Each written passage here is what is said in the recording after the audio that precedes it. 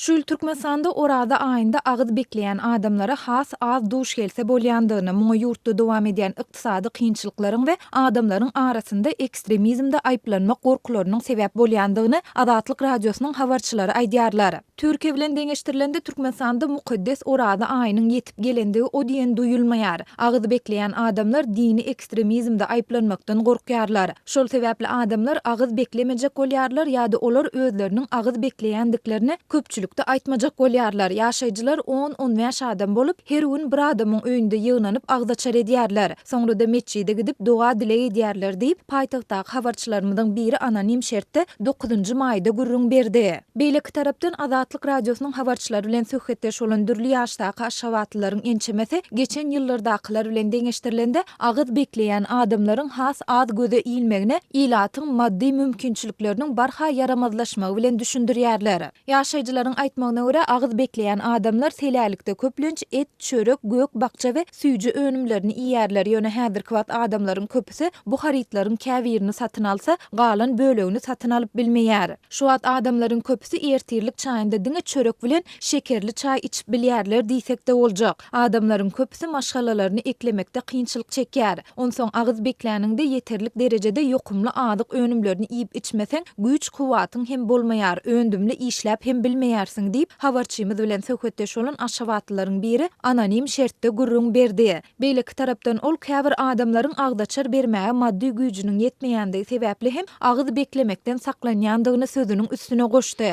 Orada aýynda agyz bekleýän adamlaryň dogan garyndaşlarynyň ýa-da goňşy golamlarynyň arasynda agdaçar bermeldigi barada ilat arasynda açyçan aýdylmaýan düzgün bar. Hakykatda agyz bekleýän adamlar agdaçar bermäge borçly däl. Ýöne ýaşaýjylar bu düzgün sebäpli özlerini köplenç borçly duýarlar. Onsoň adamlaryň köpüsi agdaçar bermejek bolup agyz beklemeýärler diýip aşawatdaky beýleki bir habarçymyz aýtdy. Azatlyk radiosyna ýokarda gurrun edilen ýagdaýlar barada Türkmenistanyň din meseleleri boýunça aşawatdaky döwlet edarasyndan we Türkmenistanyň müftüsiniň müdiriýetinden kommentari almak başartmady. Şu ýyl Türkmenistanyň müftüsiniň müdiriýetiniň orada aýynyň haýsy günde başlanýandygy barada ýurdun köpçülikligiň habar beriş terişdelerinde şol sanda gazetlerinde maglumatyň çap edilendigi hem göze iýilmeýär. Ýöne Azatlyk radiosynyň habarçylary ilatynyň aglabasy musulmanlardan ibaret Türkmenistanda ýurt ýaşaýjylarynyň 6-njy maýdan agyz bekläp başlandygyny habar berýärler. Bu ýyl Türkmenistanylar orada aýyna ýurtda adyk haritlarynyň gymmatçylygynyň hemde un, şeker, ösümlik ýagy, çörek we ýumurtga ýaly günübirin ulanylýan önümleriň gyçylygynyň dowam edýän mahalynda gadam bassy. Orada aýynyň başlanmagy bilen Türkmenistanyň müftüsi Seraýew 2019-njy ýylyň orada aýynda piträniň we nisabyň muktary hakynda fetwa hem çykardy.